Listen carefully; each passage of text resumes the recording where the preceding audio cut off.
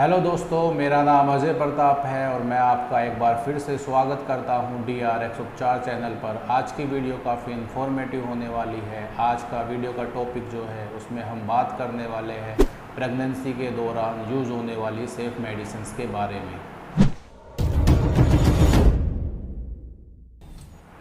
United state food and drug administration, जिसे हम US FDA के नाम से जानते हैं, इसने प्रेगनेंसी में यूज़ होने वाली मेडिसिन्स को 5 कैटेगरी में डिवाइडेड किया है, जिसमें कि कैटेगरी A और कैटेगरी B की जो ड्रग्स होती है वो प्रेगनेंसी में पूरी तरीके से सेफ़ होती है।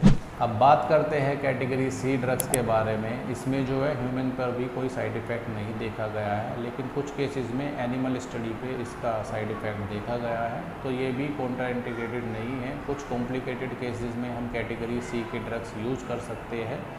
और जो हमारी दूसरी कैटेगरी है कैटेगरी D, इसको बिल्कुल साइड इफ़ेक्ट देखा गया है ह्यूमन फीटस पर, तो इसको हमें कैटेगरी D की जो दवाइयाँ है उसको हमें प्रेगनेंसी में बिल्कुल भी यूज़ नहीं करना है। और हमारी लास्ट जो कैटेगरी है वो है कैटेगरी X। ये तो कॉन्ट्रा इंडिकेटेड होती है प्रेगनेंसी में, तो कैटेगरी D और कैटेगरी X की जो दवाइयाँ हैं उनको हमें बिल्कुल भी यूज़ नहीं करना है प्रेगनेंसी के दौरान। हमारे लिए जो सेफ़ कैटेगरी है वो है कैटेगरी A, कैटेगरी B और कुछ कॉम्प्लिकेटेड केसेस में कैटेगरी C। अब बात करते हैं प्रेगनेंसी में यूज़ होने वाली मेडिसिन्स के बारे में। इसमें जो हमारी पहली कैटेगरी की ड्रग है वो है एंटी इमेटिक, यानी कि वोमिटिंग में यूज़ होने वाली दवाइयाँ। तो प्रेगनेंसी में जो सबसे सेफ़ मेडिसिन है वोमिटिंग की वो होती है एवोमाइन, प्रोमिथाजिन जिसमें सोल्ट होता है। इसका इस्तेमाल करके आप वोमिटिंग से बच सकते हैं। और दूसरी जो हमारी मेडिसिन्स है वो होती है प्रेगनेंसी में से डोक्सिलामाइन, जो कि डोक्सीनेट के नाम से मार्केट में अवेलेबल है। और जो लास्ट हमारी मेडिसिन्स है जो हम प्रेगनेंसी में वोमिटिंग के दौरान यूज़ कर सकते हैं वो है हमारी पेरिनोम, जिसमें सोल्ट होता है मेटाक्लोप्रोमाइड। तो ये तीनों मेडिसिन्स का यूज़ करके आप अपनी प्रेगनेंसी के दौरान होने वाली वोमिटिंग से छुटकारा पा सकते हैं। अब बात करते हैं हम प्रेगनेंसी में यूज़ होने वाले एंटासिड के बारे में। प्रेगनेंसी में हम यूज़ कर सकते हैं रेनिटिडिन, जो कि एसिलोक के नाम से मार्केट में अवेलेबल है। और नंबर 2 जो मेडिसिन्स है वो होता है पेन-40, जिसमें सोल्ट होता है पेंटाप्रोजोल। इन दवाइयों का इस्तेमाल करके हम प्रेगनेंसी में होने वाली समस्याओं से छुटकारा पा सकते हैं। अब बात करते हैं प्रेगनेंसी में यूज़ होने वाले लैक्सेटिव के बारे में। तो प्रेगनेंसी में जो लैक्सेटिव यूज़ होता है जो कि हमें कब्ज़ से छुटकारा प्रदान करता है वो होता है लैक्टुलोज, जो कि ड्यूफालेक नाम से मार्केट में अवेलेबल होता है। इसी की तरह की दूसरी दवाई होती है वो होती है डेल्कोफ्लेक्स, जिसमें सोल्ट होता है बीसाकोडिल। इसको रात को सोते समय 2 टैबलेट यूज़ करने से हमें कब्ज़ से छुटकारा मिल जाता है। और तीसरी कैटेगरी की जो हमारी ड्रग्स होती है वो होती है इसबगोल। इसका भी इस्तेमाल करके हम अपने कब्ज़ से छुटकारा पा सकते हैं। ये सारी मेडिसिन जो होती है वो प्रेगनेंसी में सेफ़ होती है। अब बात करते हैं एंटी डायरियल मेडिसिन्स के बारे में। तो एंटी डायरियल मेडिसिन्स जो होती है वो होती है मेट्रोनिडाजोल, टिनिडाजोल। इन मेडिसिन्स को हम एक अच्छे से प्री प्रोबायोटिक के साथ, और जो हमारे लूज़ मोशंस के दौरान जो हमारे पानी की कमी होती है उसमें हम ORS के पाउच का इस्तेमाल करके आपकी जो प्रेगनेंसी के दौरान जो डायरियल की समस्या है उससे छुटकारा पा सकते हैं। तो ये मेडिसिन बिल्कुल सेफ़ है प्रेगनेंसी के दौरान।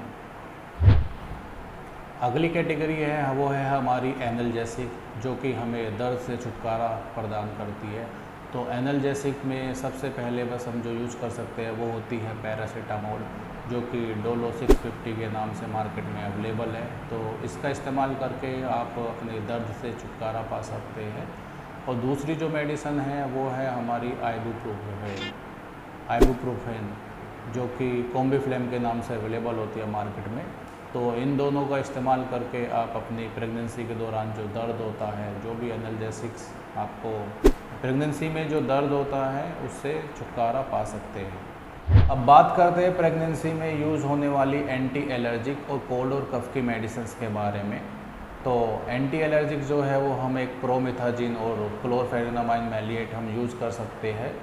और कफ में जो हम यूज़ कर सकते हैं या कोल्ड में हम जो यूज़ कर सकते हैं वो होती है जाइलोमेटाजोलिन, जो कि ओट्रेविन के नाम से मार्केट में अवेलेबल होती है। और एक अच्छा सा नेजल स्प्रे हम यूज़ कर सकते हैं जो कि हमें कोल्ड से काफ़ी रिलीफ प्रोवाइड करता है। अब बात करते हैं प्रेगनेंसी के दौरान होने वाली बहुत ही ज़्यादा common problem hypertension, high BP की। तो इसमें हम कौन सी मेडिसिन्स यूज़ कर सकते हैं? तो हाई बीपी में हम प्रेगनेंसी में सेफली यूज़ कर सकते हैं methyl dopa, number 2 nifedipine, number 3 एटिनोल और नंबर 4 क्लोनोडीन। तो इन दवाइयों का इस्तेमाल करके हम प्रेगनेंसी के दौरान अपने बीपी को कंट्रोल कर सकते हैं, जो कि सेफ़ है प्रेगनेंसी में। अब बात करते हैं प्रेगनेंसी में यूज़ होने वाली एंटी डायबिटिक मेडिसिन्स के बारे में। तो इसमें जो सबसे सेफ़ माना गया है वो इंसुलिन को माना गया है। तो इंसुलिन का इस्तेमाल किया जा सकता है प्रेगनेंसी में, और कुछ ट्रायल्स आए हैं जिसमें देखा गया है ग्लिबिनक्लेमाइड और मेटफॉर्मिन का भी सक्सेसफुली ट्रायल्स होता है प्रेगनेंसी में। तो ये भी हम प्रेगनेंसी में यूज कर सकते हैं। अब बात करते हैं प्रेगनेंसी में होने वाली दूसरी सबसे कॉमन प्रॉब्लम जो कि होता है यूटीआई इन्फेक्शन। तो इसमें हम कौन सी मेडिसिन यूज़ कर सकते हैं? इसमें हम यूज़ कर सकते हैं एम्पिसिलिन्स, क्लोट्राइमोक्साजोल, नाइट्रोफ्यूरेंटोइन और एल्कासोल सिरप, जो कि होता है डाइसोडियम हाइड्रोजन। तो इनका सबका इस्तेमाल करके हम प्रेगनेंसी में यूरिन इन्फेक्शंस को रोक सकते हैं। अगर प्रेगनेंसी में कोई अपर रेस्पिरेटरी ट्रैक्ट इन्फेक्शन या LRTI, lower respiratory tract infection हो जाता है, तो इसमें हम जो है एंटीबायोटिक जो यूज कर सकते हैं वो यूज कर सकते हैं एजिथ्रोमाइसिन और नंबर 2 क्लेरिथोमाइसिन। तो इन मेडिसिन का यूज़ करके हम अपने अपर रेस्पिरेटरी ट्रैक्ट इन्फेक्शन को और लोअर रेस्पिरेटरी ट्रैक्ट इन्फेक्शन को ट्रीट कर सकते हैं। अब बात करते हैं प्रेगनेंसी में यूज़ होने वाली कुछ सेफ़ एंटीबायोटिक्स के बारे में।